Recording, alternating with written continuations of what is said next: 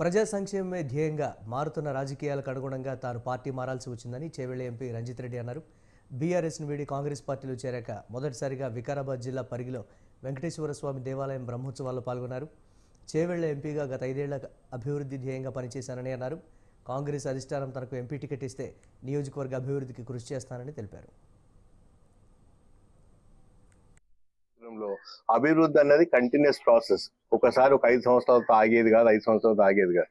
ఎంత మంచిగా అభివృద్ధి చేసుకుంటూ పోతే అంత మంచిగా అవుతుంటది. కాబట్టి అభివృద్ధి డెవలప్మెంట్ ఇస్ కంటిన్యూస్ ప్రాసెస్. కాబట్టి దానికి అనుగుణంగా అభివృద్ధిలో పాలు పంచుకుంటూ డెఫినెట్ గా ప్రజల సంక్షేమం కోరుకోవాలి. కాబట్టి ప్రజలకు ఇంకా అభివృద్ధి అంటే ప్రజాప్రతినిధులు నా పరంగా ప్రజాప్రతినిధులు ప్రజలకు ప్రభుత్వానికి అనుసంధానంగా ఉండాలి.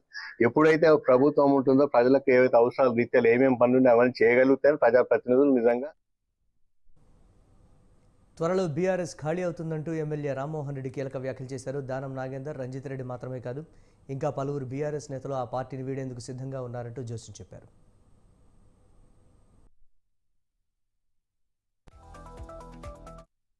చూస్తున్నాం. అలాంటి వ్యక్తి మన పార్టీలోకి రావడం అంటే ఎక్కడ చూసినా సరే చర్చ జరుగుతుంది. ఏంటంటే మంచి నిర్ణయం తీసుకున్నారని చెప్పి ఇక్కడికి వెళ్ళినా సరే చెప్తున్నారు.